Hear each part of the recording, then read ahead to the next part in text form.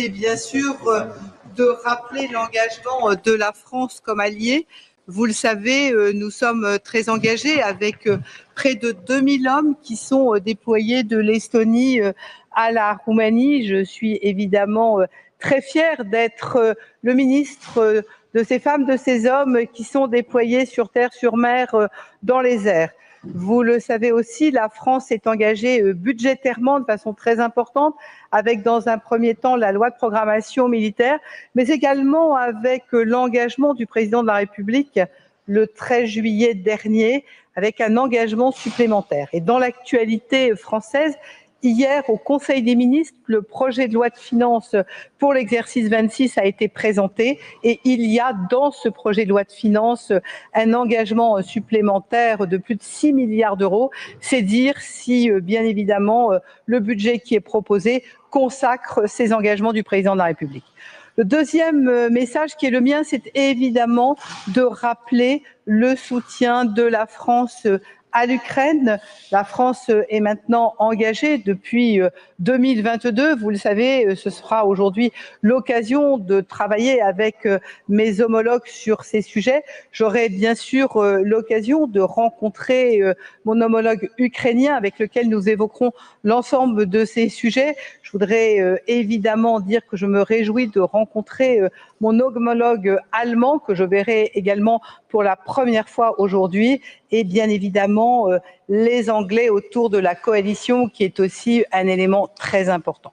Le troisième message, c'est évidemment celui de notre défense, puisque nous le savons, si dans le soutien à l'Ukraine, nous remarquons que la Russie, malgré les discussions éventuelles de pourparlers, continue au quotidien à bombarder notamment des éléments stratégiques majeurs. Je pense par exemple à tous les éléments de de chauffage extrêmement importants, les sources énergétiques qui permettent au moment de l'hiver de se chauffer. Nous voyons qu'il y a une nécessité de se mobiliser. De la même manière, nous voyons que de plus en plus les espaces aériens des pays de l'OTAN ne sont pas respectés. Est-ce que cela est intentionnel ou pas? Je ne le dirai pas ce matin, mais dans tous les cas, cela montre la nécessité d'adapter notre défense et ce sera l'un des éléments que nous aurons également à travailler aujourd'hui. Merci beaucoup à chacune et chacun d'entre vous. Très bonne journée. Madame la ministre.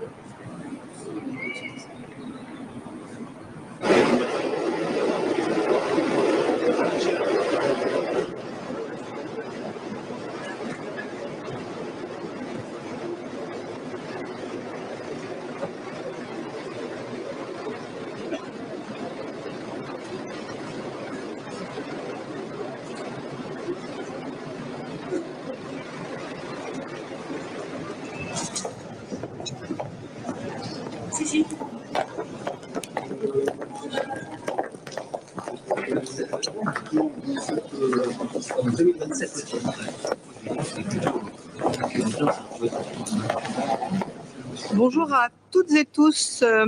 Je suis venue ce matin assister à une réunion des ministres de la Défense de l'OTAN Évidemment, représenter la France est pour moi un très grand honneur et je suis venue porter quelques messages. Le premier, c'est bien sûr de rappeler l'engagement de la France comme alliée.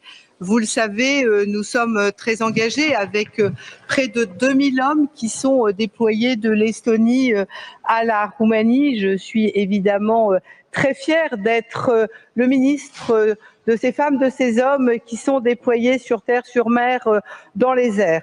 Vous le savez aussi, la France est engagée budgétairement de façon très importante, avec dans un premier temps la loi de programmation militaire, mais également avec l'engagement du président de la République le 13 juillet dernier, avec un engagement supplémentaire. Et dans l'actualité française, hier, au Conseil des ministres, le projet de loi de finances pour l'exercice 26 a été présenté et il y a dans ce projet de loi de finances un engagement supplémentaire de plus de 6 milliards d'euros. C'est dire si, bien évidemment, le budget qui est proposé consacre ces engagements du président de la République. Le deuxième message qui est le mien, c'est évidemment de rappeler le soutien de la France à l'Ukraine. La France est maintenant engagée depuis 2022. Vous le savez, ce sera aujourd'hui l'occasion de travailler avec mes homologues sur ces sujets. J'aurai bien sûr l'occasion de rencontrer mon homologue ukrainien avec lequel nous évoquerons l'ensemble de ces sujets. Je voudrais évidemment dire que je me réjouis de rencontrer mon homologue allemand que je verrai également pour la première fois aujourd'hui et bien évidemment les Anglais autour de la coalition qui est aussi un élément très important.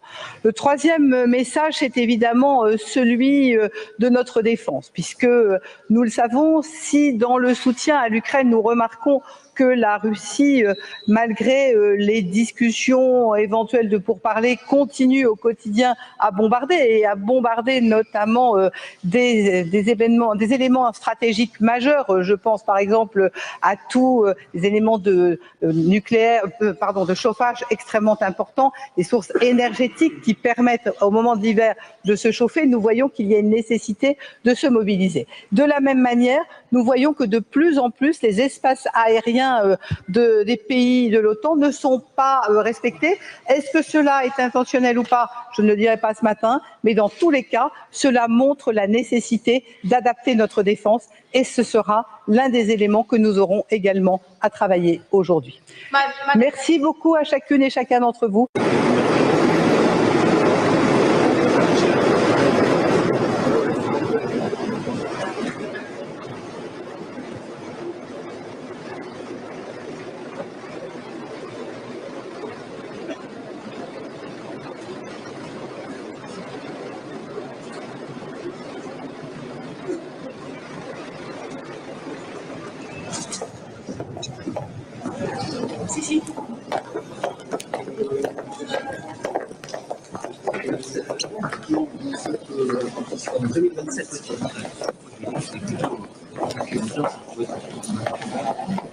Bonjour à toutes et tous.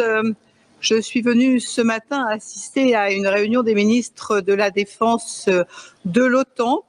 Évidemment, représenter la France est pour moi un très grand honneur et je suis venue porter quelques messages. Le premier, c'est bien sûr de rappeler l'engagement de la France comme alliée. Vous le savez, nous sommes très engagés avec près de 2000 hommes qui sont déployés de l'Estonie à la Roumanie. Je suis évidemment très fière d'être le ministre de ces femmes, de ces hommes qui sont déployés sur terre, sur mer, dans les airs.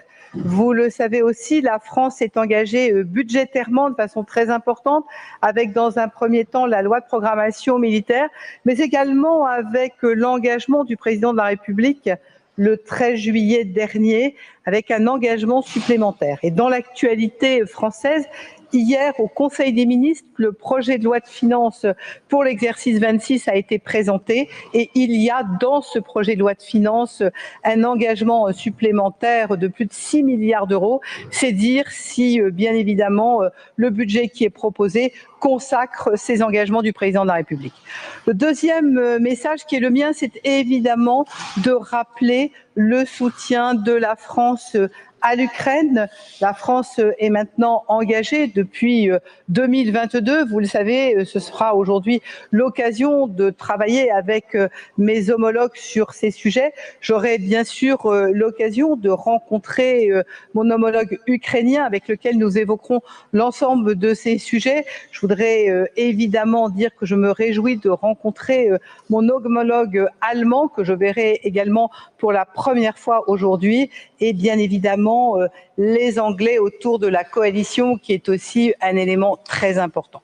Le troisième message, c'est évidemment celui de notre défense, puisque nous le savons, si dans le soutien à l'Ukraine, nous remarquons que la Russie, malgré les discussions éventuelles de pourparlers, continue au quotidien à bombarder notamment des éléments stratégiques majeurs. Je pense par exemple à tous les éléments de de chauffage extrêmement importants, les sources énergétiques qui permettent au moment de l'hiver de se chauffer. Nous voyons qu'il y a une nécessité de se mobiliser. De la même manière, nous voyons que de plus en plus les espaces aériens des pays de l'OTAN ne sont pas respectés. Est-ce que cela est intentionnel ou pas? Je ne le dirai pas ce matin, mais dans tous les cas, cela montre la nécessité d'adapter notre défense et ce sera l'un des éléments que nous aurons également à travailler aujourd'hui. Merci beaucoup à chacune et chacun d'entre vous.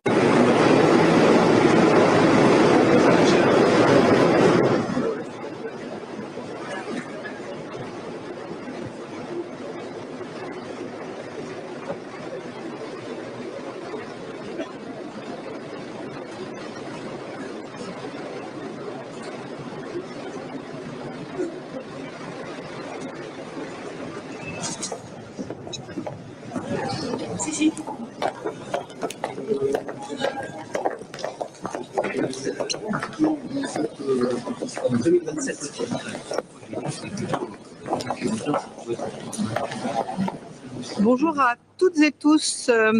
Je suis venue ce matin assister à une réunion des ministres de la Défense de l'OTAN. Évidemment, représenter la France est pour moi un très grand honneur et je suis venue porter quelques messages. Le premier, c'est bien sûr de rappeler l'engagement de la France comme alliée.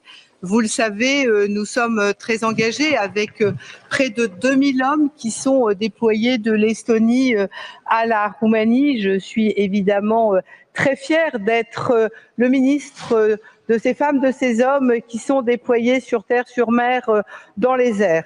Vous le savez aussi, la France est engagée budgétairement de façon très importante avec dans un premier temps la loi de programmation militaire, mais également avec l'engagement du président de la République le 13 juillet dernier avec un engagement supplémentaire. Et dans l'actualité française, hier, au Conseil des ministres, le projet de loi de finances pour l'exercice 26 a été présenté et il y a dans ce projet de loi de finances un engagement supplémentaire de plus de 6 milliards d'euros.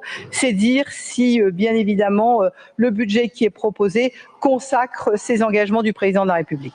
Le deuxième message qui est le mien, c'est évidemment de rappeler le soutien de la France à l'Ukraine. La France est maintenant engagée depuis 2022. Vous le savez, ce sera aujourd'hui l'occasion de travailler avec mes homologues sur ces sujets. J'aurai bien sûr l'occasion de rencontrer mon homologue ukrainien avec lequel nous évoquerons l'ensemble de ces sujets. Je voudrais évidemment dire que je me réjouis de rencontrer mon homologue allemand que je verrai également pour la première fois aujourd'hui et bien évidemment les Anglais autour de la coalition qui est aussi un élément très important. Le troisième message, c'est évidemment celui de notre défense, puisque nous le savons, si dans le soutien à l'Ukraine, nous remarquons que la Russie, malgré les discussions éventuelles de pourparlers, continue au quotidien à bombarder notamment des éléments stratégiques majeurs. Je pense par exemple à tous les éléments de chauffage extrêmement importants, les sources énergétiques qui permettent au moment de l'hiver de se chauffer. Nous voyons qu'il y a une nécessité. dangerous, and totally unacceptable. Deliberate or not, Putin is watching what we do. And Putin should be in no doubt. If NATO is threatened, we will act. And we must meet his escalation with our strength. And so today we are stepping up together. And I can announce the UK will extend our commitment to NATO's Eastern Sentry mission, which means British jets will continue to fly over Poland until the end of the year. And we are also ramping up our drone production for Ukraine, delivering over 100,000 drones this year, and jointly building new, improved interceptor drones with Ukraine. Putin seeks to test, to divide, to distract. NATO nations step up to deter, to unite, stronger together than ever. Thank you very much.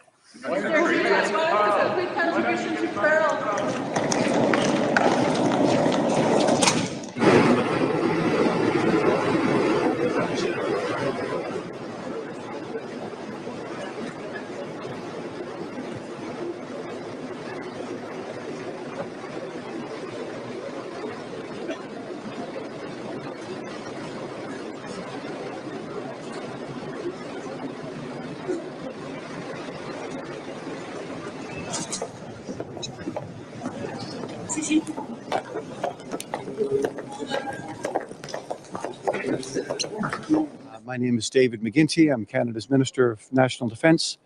It's an honour to be back here at the gathering of ministers under the rubric of NATO. Canada remains firmly committed to NATO. The Prime Minister made an announcement some time ago to indicate Canada's commitment to the 2% target, a target we will meet 5 full years ahead of schedule as we rebuild, rearm, and reinvest in Canada's Canadian Armed Forces. We're investing in our people, we're investing in our bases, we're investing in our equipment. But I want to also make it very clear, Canada is fully committed to the alliance. Canada is fully committed to Ukraine. And I'm looking forward to today's discussions. I think they will be productive at an important moment. It's a turning moment in that region, a turning moment for other parts of the world. Canada is no longer protected by its geography. Canada has a special responsibility, in particular with respect to the Arctic, something that we are addressing as we speak, making significant investments in our people and our infrastructure and our sovereignty there. So it's an important day today for us to gather again and take stock and address some of the important issues. Thank you very much for having me. Are there any questions? Ukraine. I'm looking forward to hearing what the United States has to say about further provision of equipment and sustainment of equipment in Ukraine. Canada was pleased to purchase one of the $500 million packages under the Pearl Initiative to provide the equipment that Ukraine obviously and desperately needs.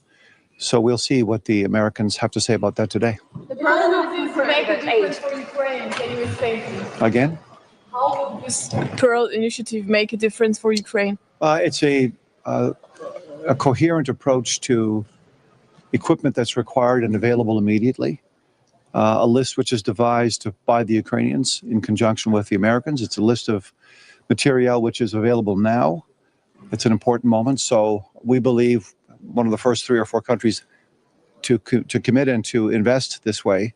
We believe this will have an immediate impact. That equipment is already beginning to flow. But the initiative is not picking up at the speed that the Americans had hoped. So how do you want to convince your European counterparts today to also invest more and purchase more through Pearl? We'll talk about that. I'm sure the presentation by Ukrainian military and other officials will help all of us better understand what the real situation is on the ground. How can it be a coherent plan if military aid to Ukraine has fallen over 40% in the past 2 months compared to the first 6 months of this year? It'll be coherent because it'll be a coherent discussion about what the needs are. Let's see what our members have to say. What does coherent mean? Coherent means timely. It means the provision of the appropriate equipment. It means that it is provided in conjunction with each other. It is coordinated. It is directed at the right place, the right time, the right amount of material, the right material. Those are the conversations we'll have more today. Thank you very much. Merci.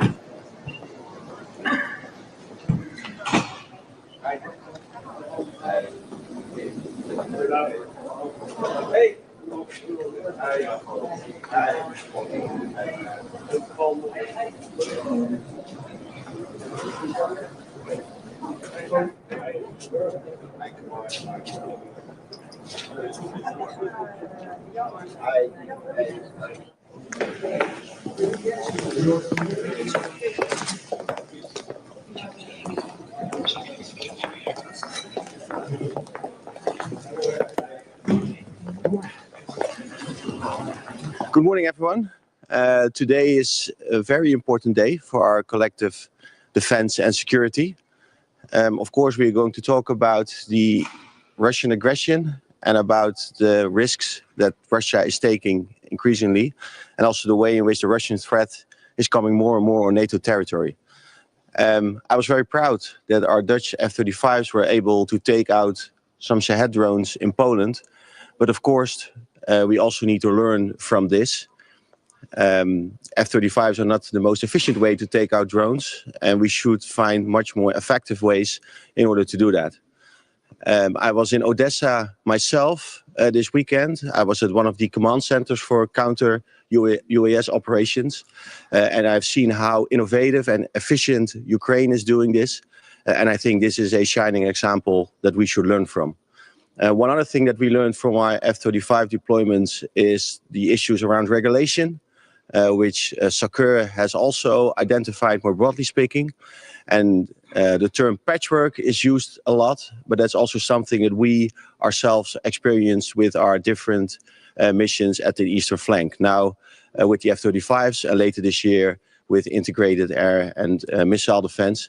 So I think it is very important that we work on those regulations and make them more united. Second, our support to Ukraine, more important than ever. We see almost on a daily basis heavy air attacks on the energy infrastructure in Ukraine. Ukrainians told me last weekend that the upcoming winter is going to be the heaviest one so far. And I think we need to make sure that we keep a continuous flow of support to Ukraine. The Netherlands is doing more than ever. A few days ago, I announced 200 million in counter-UAS support. Today, I announced another 90 million support package for drones, both ISR drones and attack drones, because we do see that Ukraine, the industry of Ukraine, still has the capacity to produce more, and that's why we invest another 90 million in order to do that. I think what's as important is that we change the underlying dynamic, because Putin now feels that he gains with every day of continuing the Russian aggression in Ukraine, and we need to make sure that the costs for Putin go up. That means a stable flow and also a long-term commitment to Ukraine when it comes to military support, both bilateral but also by using other means, just like the frozen assets. We should keep supporting Ukraine with deep strike capacities, so the costs for Russia go up. But also we need to make sure that by more sanctions, more economic pressure on Russia, that Putin feels that he can not continue this way, and that we in the end, together with Ukraine, will prevail. And we need to change this underlying dynamic, and I think we should also discuss this today. Minister, Netherlands are doing quite a lot in speeding up their defense spending at the moment. But for example, France, Italy and Spain, they're really lagging behind. How do you want to convince your counterparts today to speed it up? I keep encouraging everyone to step up, also countries that are doing less at this point. And what I always say is the longer we wait, and if we don't act, then the cost will only increase more. So if we don't support Ukraine now, then I know that the number of Ukrainian refugees going to Europe will go up. And then the cost for everyone will go up. If Russia is able to push through, then the threat of Russia towards the rest of Europe will only grow. And then we need to invest more in our defense and deterrence. So I think the best investment in our security, and also the most efficient investment in our security, is to support Ukraine now and not wait until the situation gets worse. On the Pearl Initiative, I cannot answer three at the same time. on the Pearl Initiative, how is this going to help strengthen our own defense if we invest in other equipment from outside of Europe? Because it allows Ukraine to defend themselves. We as the Netherlands were the first country to fund an entire package, an entire Pearl package. And the reason was the only way to get, for example, Patriot missiles to Ukraine quickly is by the American stocks. And the only way to make that available is through the Pearl Initiative. It's the same is true for other types of air defense as well. And if we want to make sure that Ukraine is able to get through this winter, and that also the electricity infrastructure remains intact, then we need to invest in these Pearl packages. And that's why we as the Netherlands were the first to do that, also to encourage others to follow us. It's positive that some countries have done that, but I think more countries should also follow. Minister, some countries are not doing... How do you explain the lack of progress with the Pearl program? Are allies reluctant to buy American, for instance, or do you see any other explanations? I think for every country has its particular reasons for not doing that. I think when you look at what we do as the Netherlands, so we have different priorities based on what Ukraine needs. I mentioned the 200 million package and today the additional 90 million package that we spent on drones. One of the reasons why we do that is that Ukraine needs those drones very urgently, and they tell us that they still have the industrial capacity to scale up. So that's also a very, I think, valuable investment. The same is true with our F-16 support. I was at one of the air bases a few days ago in Ukraine, and they also tell me to keep the F-16s up in the air, they also need to have continuous flow of support. So also for the Netherlands, we do a lot. We are one of the countries that's doing the most. But given all the priorities that we have based on the needs of Ukraine, for us it's also more difficult. It's also difficult to spend more money on top of the 500 million we already did. So countries have different reasons for it, but I encourage everyone also to participate and at least do something. But Ukraine needs those missiles, for example, those air defense missiles right now. What about should Trump get international regulations, international caveats Zucker wants to get rid of? Do the Netherlands have to make concessions on that front too? And which allies especially have to make an effort? I think what you do see now is that regulations are different, or slightly different. And that makes it complicated when things get tough. When the F-35s are up in the air, you need to make sure that for everyone it's very clear what the regulations are, the rule of engagement, and also how then to get to an agreement with the authorities. Actually, that should have been done before the F-35s are up in the air. And we support the efforts by SACEUR by making sure that those regulations are harmonized and that we have one set of rules for this. One more thing, there was another drone incident with an exercise Dutch military taking part. Will you bring it up with your Polish colleague today? And could you provide any more details? I will bring it up in general. Of course, I will discuss this with my Polish colleague. Also, the other drone incidents that happened, I will discuss with my colleagues. But at this point, I don't have any additional information to share. Should Trump give Tomahawks to Ukraine? We always said as the Netherlands that we are supporting deep strike operations by Ukraine, that there is no limit or no boundary to this in terms of kilometers, also no limit when it comes to the type of missiles. It's up to the US to decide. But if the United States decides to provide Tomahawk missiles, we will definitely support that. Thank you.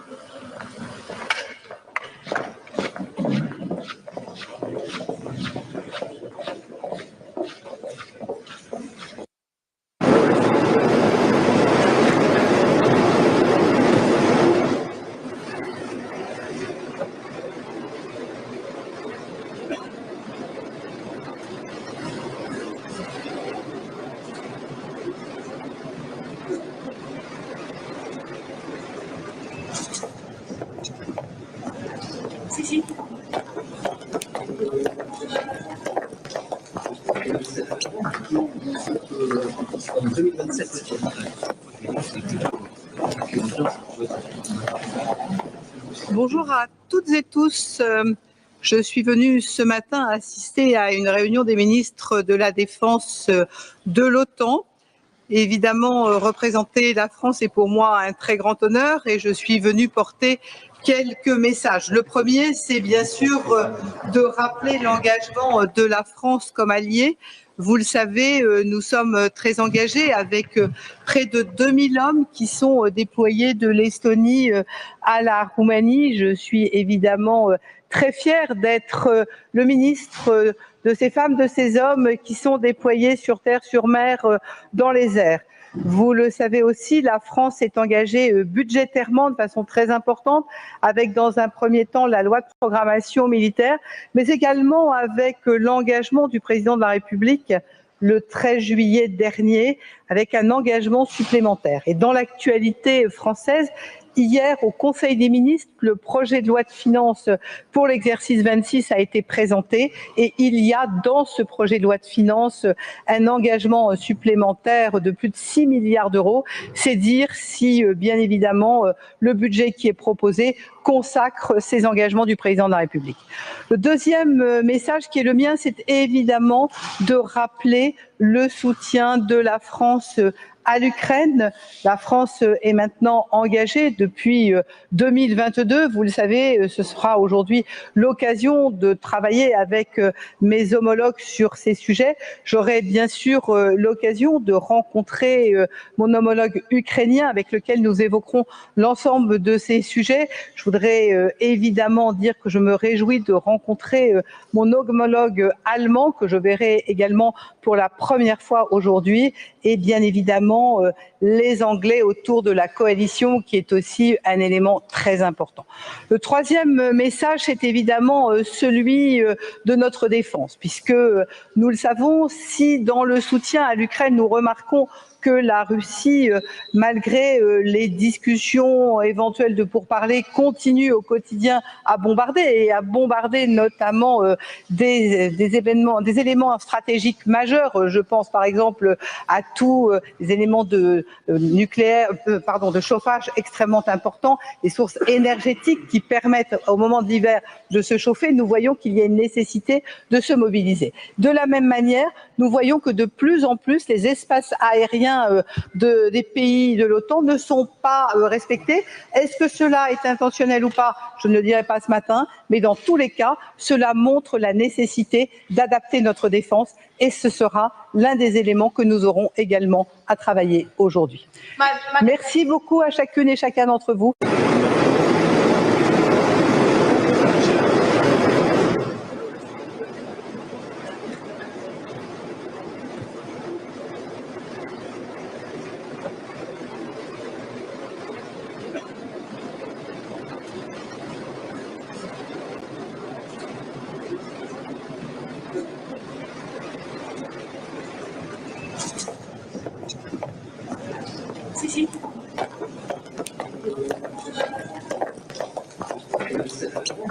Dangerous and totally unacceptable. Deliberate or not, Putin is on all the important defense-related issues. It was a summit where we also discussed the defense industrial production, to ramp that up and to make sure that Ukraine is as strong as possible, staying in the fight. And today we will touch on all those issues, and of course on what happened just recently, the drones, how to make sure that we can do even more to protect NATO against also these new developments. So this will be an important day.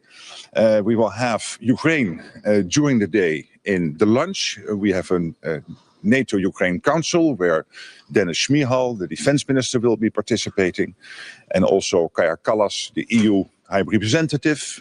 And then we will have later today, after I've seen you in the press conference, I look forward to that, of course, we will have a Ukraine Defense Contact Group where we will discuss ramping up the support for Ukraine even further under the leadership of the two defense ministers of Germany and the United Kingdom, Boris Pistorius and John Healey. And one of the issues we were discussing is this new program, which we launched only in August, the program where the United States is again delivering essential lethal and non-lethal military support to Ukraine, paid for by allies, already 2 billion committed. And I have every reason to assume today that many other countries will sign up. This is crucial stuff, including air defense systems and particularly interceptors, important for Ukraine to make sure that their civilian population, their crucial infrastructure is as much protected as possible against the continuous Russian onslaught. So with that, happy to answer a few questions. And then again, we'll see each other later today in a press conference. Drone wall helpful, or is it doubling up on NATO's efforts? I can assure you that the EU and NATO are really working very well together. There is no doubling at all. Ursula von der Leyen, the President of the European Commission, myself, the relevant commissioners, including Kobilius, and of course Kaja Kallas and the others, we are all making sure that we make use of the strengths of the two organizations. And NATO is good at the hard stuff, which is the standard setting, the capabilities, the military side. And the EU has the enormous soft power of the internal market, the enormous soft power of making sure the money is there, making sure that the nations in the EU are aligned. And this combination is crucial to work together. It's one of the things the Russians try to divide. They are not successful.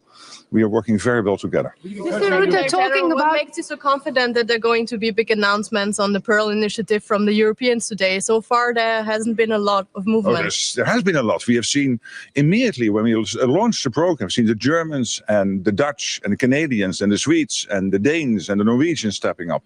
But I assure you, but maybe I can tell you a little bit more during the press, that today other countries will come forward. I'm really positive. Of course, part of my task as Secretary General, and this has been the case for my predecessor, for me, is to make sure we keep the support for Ukraine as strong as possible. And I'm really proud that as a collective alliance, we are able to do that, to make sure that Ukraine stays in the fight as strong as possible.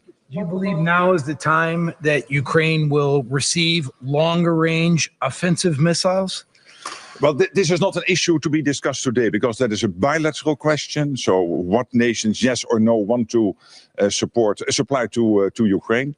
But it's not on the table today. From Balkans. What about Serbia's President Vucic about the declaration that it will have a war he declared that nowadays, and Kosovo's institutions condemn that. We follow all the events closely in the Western Balkans. Maybe it might also come up as an issue generally, but I'm not sure that it will be so specific as in your question. From Ukraine. Did you change red lines regarding Russia after drones in European sky? Well, there have been many questions about whether NATO is capable or not to make sure that if something happens in our airspace, we can act decisively if necessary, and we can. I can really assure you. The problem is this, that some are saying, not inside NATO, but sometimes in the public debate, that if a plane, a Russian plane, be it intentional or not, enters NATO airspace, that anyway you have to take it down. And I don't agree. I think you have to make sure that you are absolutely convinced whether yes or no it is posing a threat. If it is posing a threat, we can do everything needed to make sure the threat will not materialize. But if it is not posing a threat, a strong alliance, and NATO is so much stronger than Russia, we are infinitely more capable.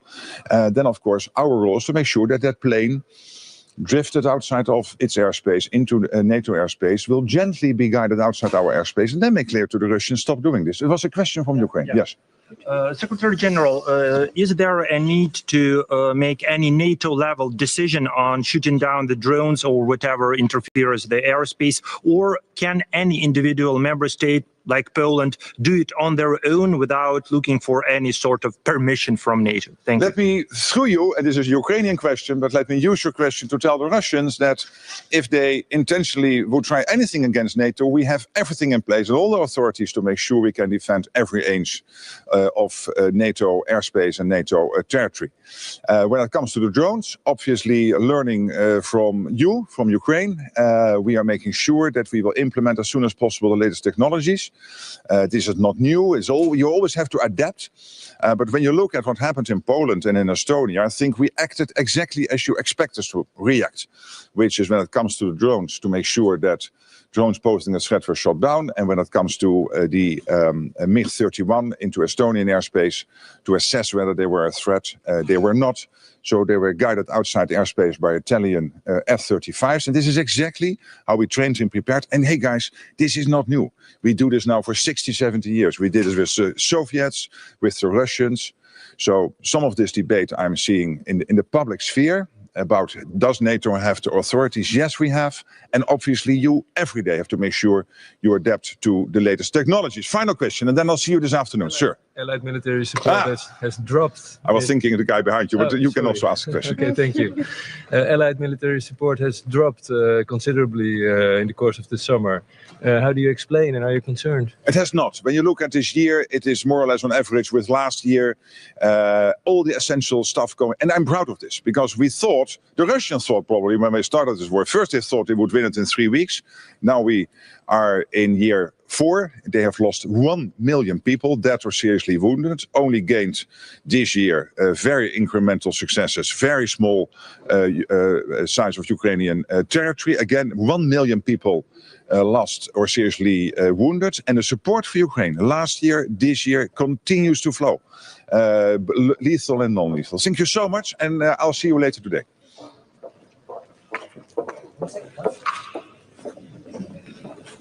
Watching what we do. And Putin should be in no doubt.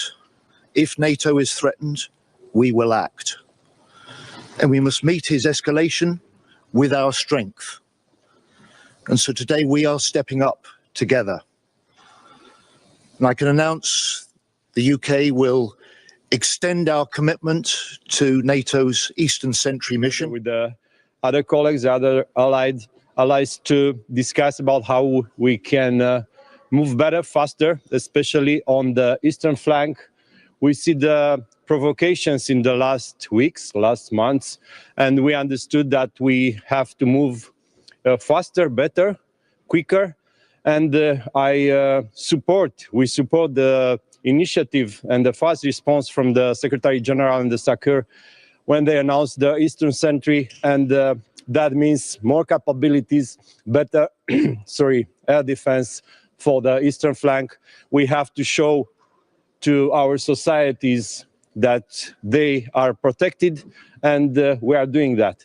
we are updating the legislation. We have updated the legislation concerning the air defense interventions across the whole year, and now we can take down everything that flies without authorization on our airspace. We are also having the parliament, we've sent to the parliament a new law for voluntary conscription. We have a new law for defense. In November, the president will present to the parliament a new strategy for defense of Romania. We are working on this together. We are in this together. And first thing first, let's not forget, we are not in the war, and Ukraine is in the war. Ukraine is #1 priority for us. We have to support them.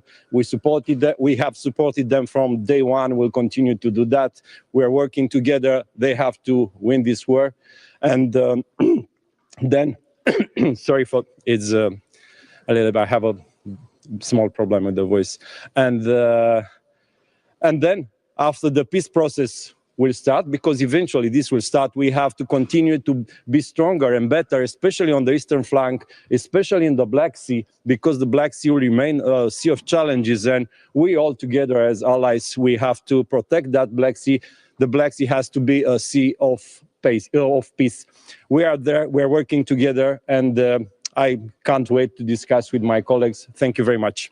Minister, which concrete Do you feel supported by the NATO allies? Can you repeat the question? As a country on NATO's eastern flank, do you feel supported by the other allies? Yes, for sure. Yeah, we are supported. We have allied troops, and this is reassuring for our society. We have around 5,000 soldiers, especially from USA, from France, and from Portugal, from Spain, from Poland, and that again is from Belgium. Is reassuring, and we thank them for that. We have equipments, but we need more. We need to show again to our societies that they are protected. We have air policing from Germany on our soil, and thank them for that. We've sent our troops. We have our troops in Poland. We've sent our troops on our planes in Lithuania. We'll send them again next year. This is NATO. This is how we work together. This is how we defend together our nations. Thank you very much. Thank you very much. US Americans are expecting more engagement from the Europeans on the Pearl Initiative. What is the concrete contribution that Romania? We'll have the discussion, and I will let the Secretary General to debrief after the meeting. Thank you very much.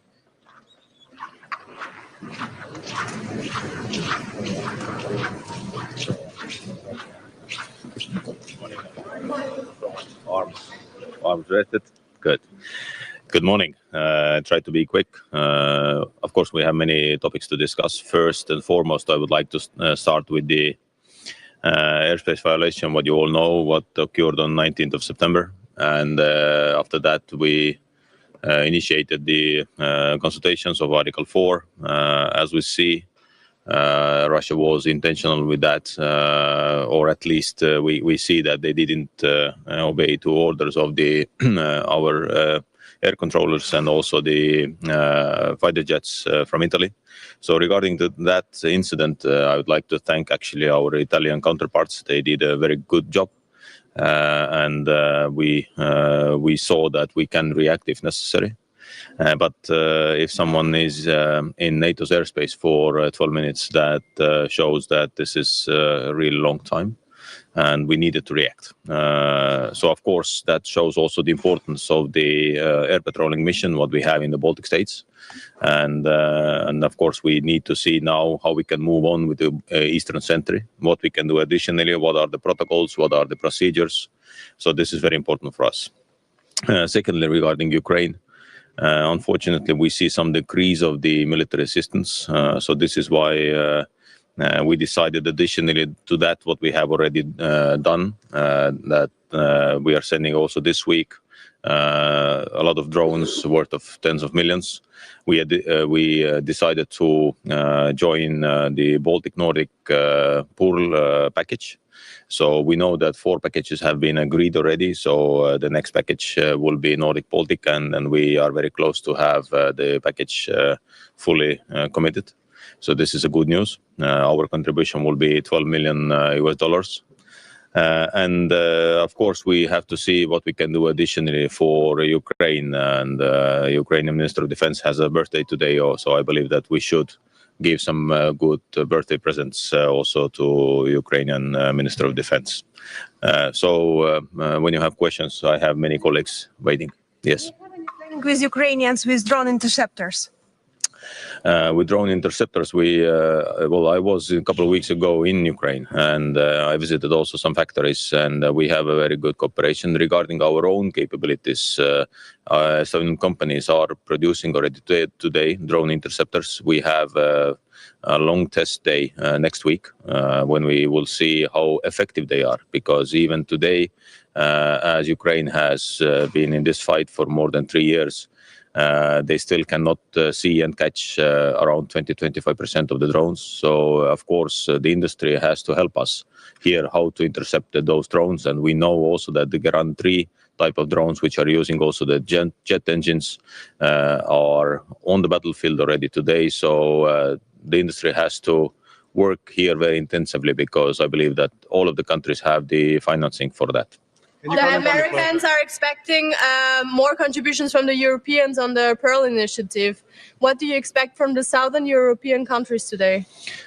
I expect all of the European countries will announce some good news, because, as I said, 4 packages, each worth of around $500 million, have been agreed. Nordic Baltic Initiative, Nordic Baltic package will be hopefully done very soon, maybe even today. Let's see.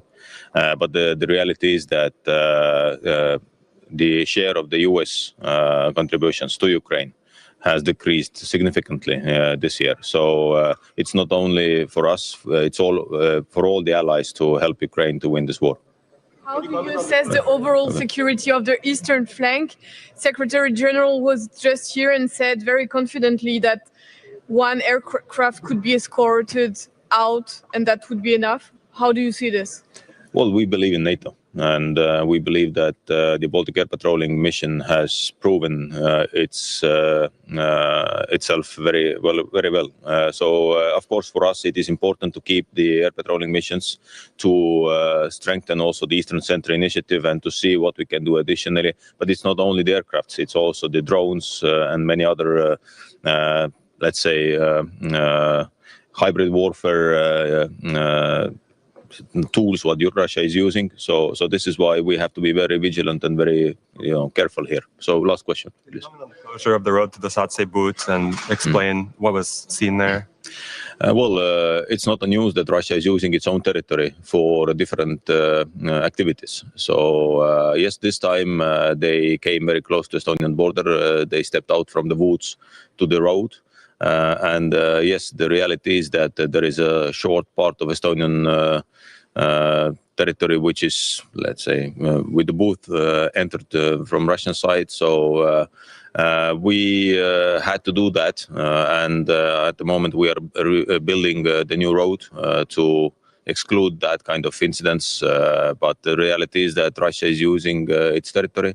They are provoking also with the show off that they are coming to the border. So we need to be pragmatic, but on the same time be very clear here that we will not allow any intrusions to our territory. So when they are on their side, it's the right.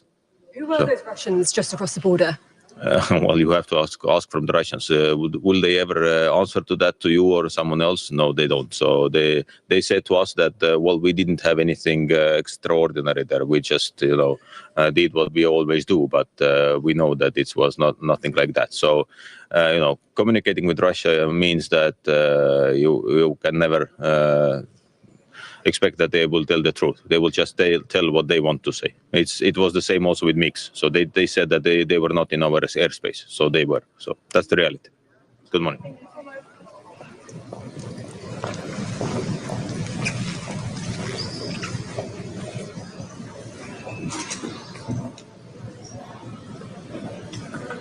Hi, good morning, everyone. We are having important discussions ahead of us today at the NATO ministerial meeting, at the Ukraine support group, and also at the EU ministerial meeting. At the NATO ministerial meeting, the most important issue is the making stronger NATO's defense and deterrence, of course. We are seeing that Russia is a truly long-term military threat towards alliance, and they are testing all the time, Finland also. We have to speed up the implementation of the capability targets and of course the spending targets also. And the main responsibility is in the national governments. And that's why we are also emphasizing that the national governments and parliaments have to take now the concrete decisions to invest to the national defense capabilities. Through the national capabilities comes the stronger NATO, and that way we can decrease the threat what Russia is posing, of course, to the alliance. Finland is taking really seriously this urgency of the strengthening defense. Among other things, we are purchasing 64 F-35 fighter jets. We are buying new Navy's warships. We are also starting a new significant land forces reform. We are also reforming our conscript system so that we are raising the total reserve of our defense forces to over 1 million reservists. So we hope that all the countries are doing a lot now, and that there has to be a sense of urgency at this moment. And this meeting is a good way to see the kind of the results and progress what each member states are now having. And the other main topic is the Ukraine support. Of course, we are seeing that the Russia is now consuming at a rapid pace their resources and coming more and more dependent on China and other allies. That's at the same time that's a sign of a strong will, but a strong sign of a weaker military and weaker economy. So at this point, it's crucial that the Western countries are increasing the support for Ukraine and also increasing the sanctions for Russian economy. That's the only way to achieve peace if we really want it. So, and from the Finnish point of view, we are constantly working hard to help Ukraine in political level, military level, and economical level also. This week, we are giving a new support package for Ukraine, and we have also decided to join to the Pearl initiative because we see that it's crucial that the Ukraine gets the critical US weapons. And they have said that Europeans must pay the war, what is going on in our continent. And that's why Europeans have to find the money also for that. Thank you. How do you expect your Southern European counterparts to find the money to both support the Pearl Initiative and also speed up their military spending? Of course, we are emphasizing the solidarity that everyone in Europe has to take a fair share of the burden what comes from the Ukraine support, the US part and of course the European part. And now everyone has to find the money because this is a crucial moment. And the message is clear from the United States that the United States is providing these arms, but Europeans have to pay the Ukraine support overall sums. To Ukraine, and what difference would they make? Well, that decision comes from the White House, but how we see it, that the long-range weapons are critical for Ukraine, and they will have a clear impact to the warfare if they will have them. Some critics say there is too many national rules on the eastern flank, and that, for example, one aircraft or one drone cannot be shot because of the rules. Do you think NATO should have more powers to act fast? Well, Finland has at this point quite a good readiness and preparedness in our national air defense and air surveillance system, and we have enough authorities also to operate in all circumstances, also use force if it's necessary. Now we are integrating our systems to NATO, and we see that there's a little bit work ahead of us in legislation and bureaucracy, but that work is in a right track going on in Sakhar's table. Do you see increase in Russian presence near Finland borders, military presence? Yes, we are seeing in different facilities what they are now building up. So we are taking this with cool head because it's an old plan, but now we know that the Russia is really doing their military buildup for the second phase of their potential aggression. And what I mean this is that they are real threats for NATO after the Ukrainian war. So they are really doing the military modernization and new build-up. And the signs have been seen also nearby our borders. Is Finland going to do a practice evacuation as some of the Baltic states have announced that they will do? Could you repeat? Some of the Baltic states recently announced that they were going to practice a civilian evacuation in the event of hostilities from Russia. Is Finland, which also has a very strong civil defense culture, going to do something similar?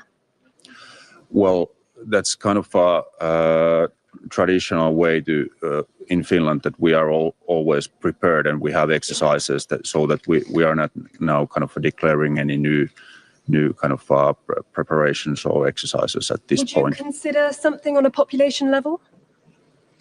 Well, we don't have this kind of planning ongoing now. British media over here. Yeah. Okay. Thank you. Hi.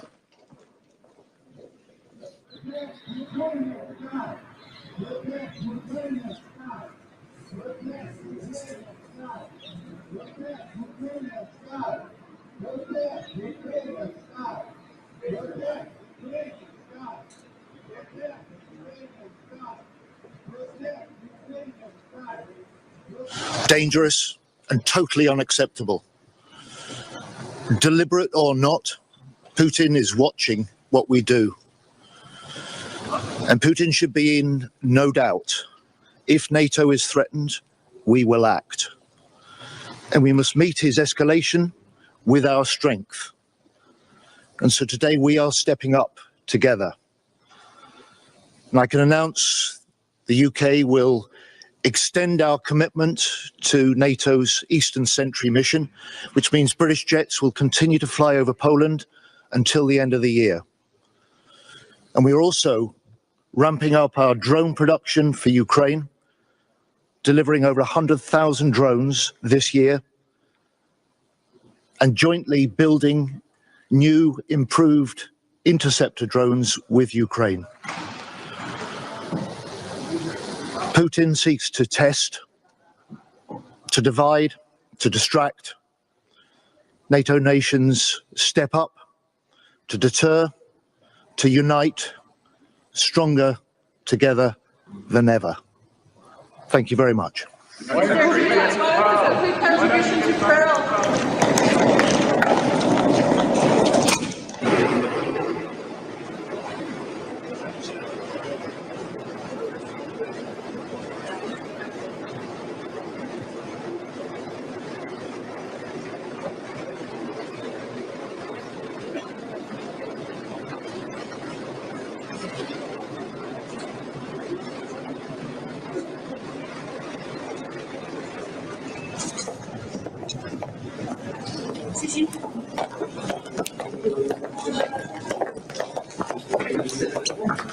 My name is David McGuinty. I'm Canada's Minister of National Defence.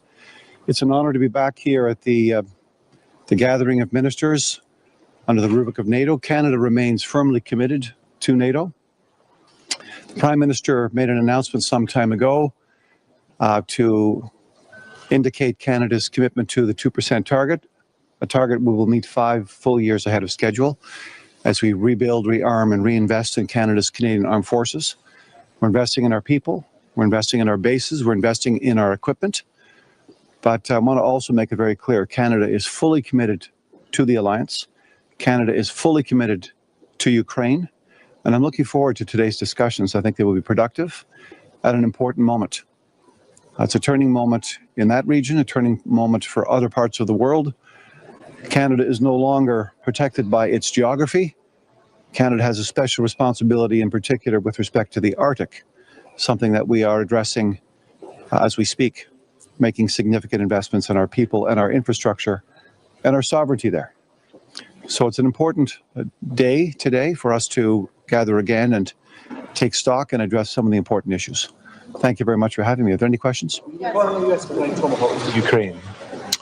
I'm looking forward to hearing what the United States has to say about further provision of equipment and sustainment of equipment in Ukraine. Canada was pleased to purchase one of the $500 million packages under the Pearl Initiative to provide the equipment that Ukraine obviously and desperately needs. So we'll see what the Americans have to say about that today.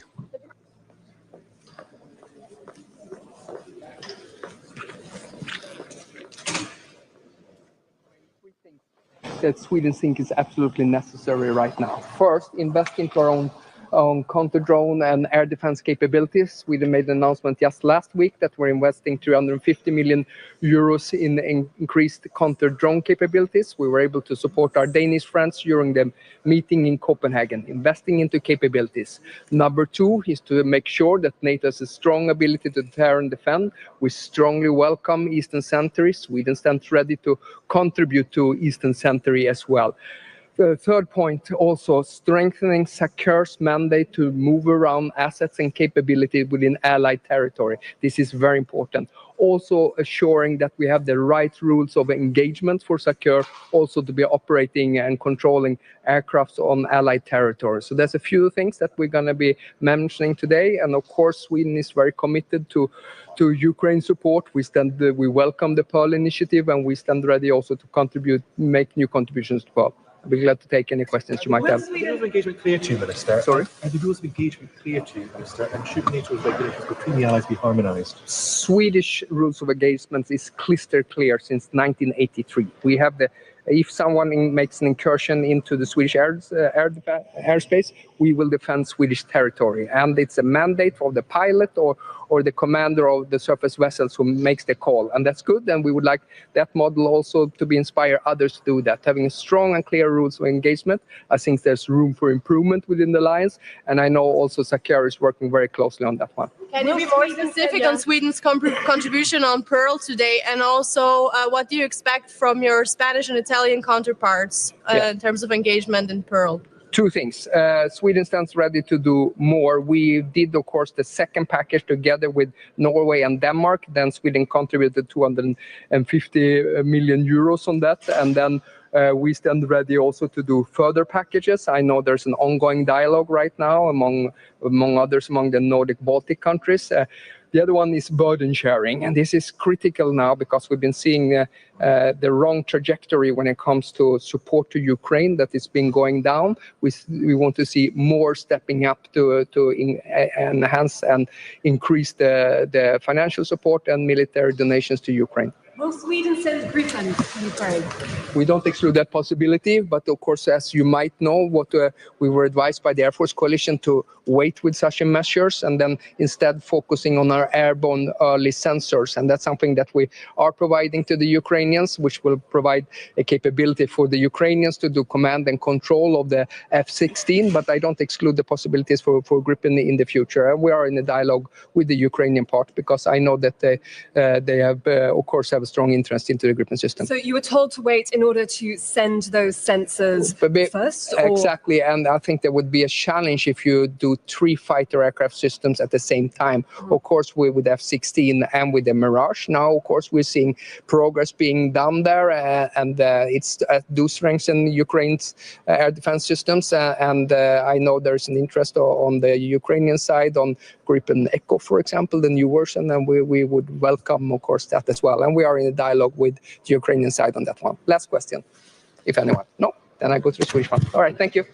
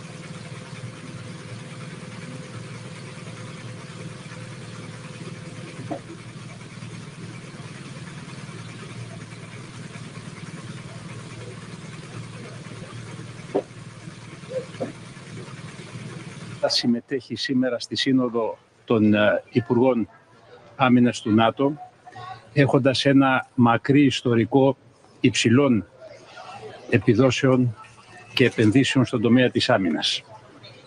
Προχωρούμε με σταθερά βήματα στον εξυγχρονισμό των ενόπλων δυνάμεων, με έξυπνες και μεθοδικές λύσεις, και αυτό αποτελεί μια ευίωνη προοπτική για τα αποτελέσματα της Συνόδου, τα οποία πιστεύουμε ότι θα αποτελέσουν το εφαλτήριο για την προσαρμογή της συμμαχίας στις νέες γεωπολιτικές εξελίξεις, όπως αυτές σήμερα διαγράφονται στην ευρύτερη περιοχή. Σας ευχαριστώ.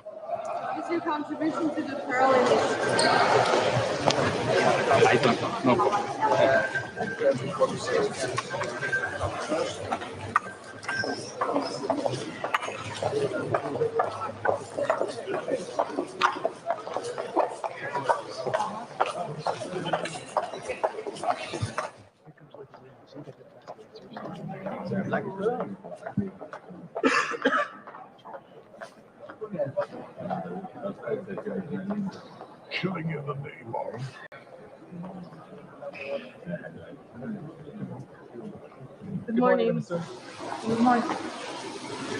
So Lithuanian Defense Minister, and one of the main messages that I hope will be clearly conveyed today, that we do have to go from air police to air defense, but we have to ensure that countries on the border with Russia and Belarus have to have enough resources and flexibility, speed of reaction and pooling of resources for air defense on the border is a priority for all of the alliance. Now, another message is that agreements of Hague Summit have any meaning only if they are up to date. We do not really need 5% for defense in 10 years or in 15 years. We do need them now. Lithuania has more than 4% this year, and we are going to have well over 5% since next year, because we understand that we are racing against time.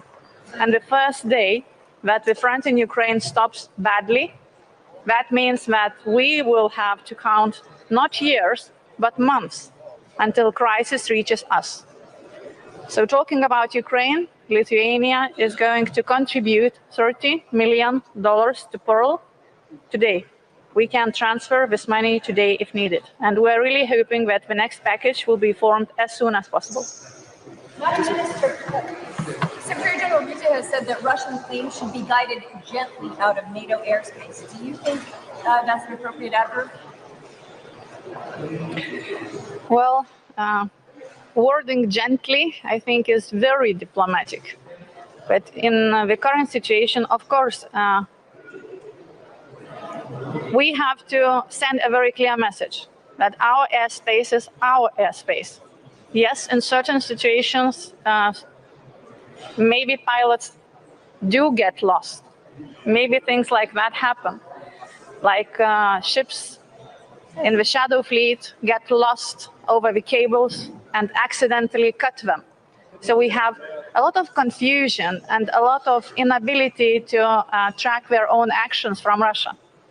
I hope you understand that this is irony.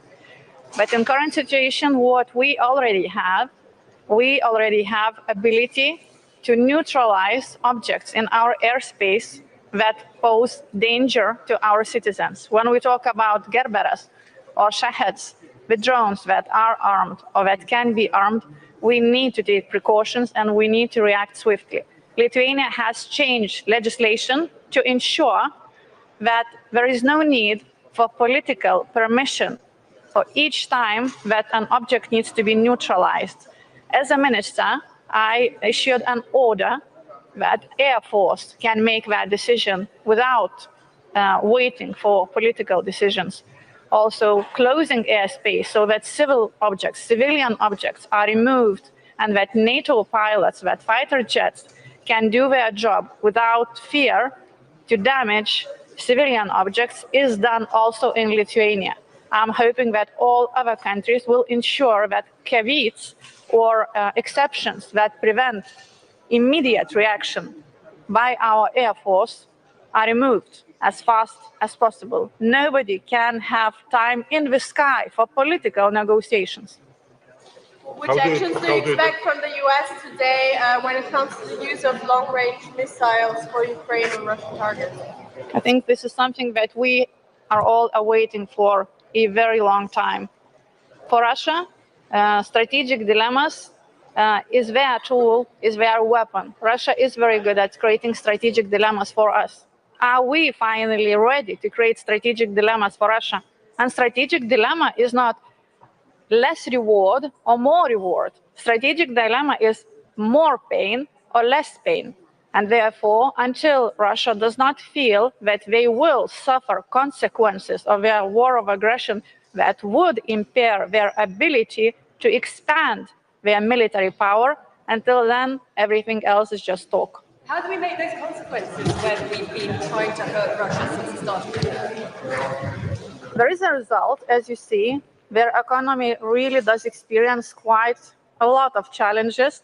Percentage of federal budget which goes to military needs would not be sufferable for any normal country, for any democratic country. But we still have influx of cash through other countries, enablers of Russian war. So therefore, secondary sanctions really need to be full scale. I really want to welcome Pete Hegseth here to NATO again, to the defense ministers meeting. This will be an important meeting because we had a successful summit in The Hague. And there is now much more cash on the table. There is firepower coming out.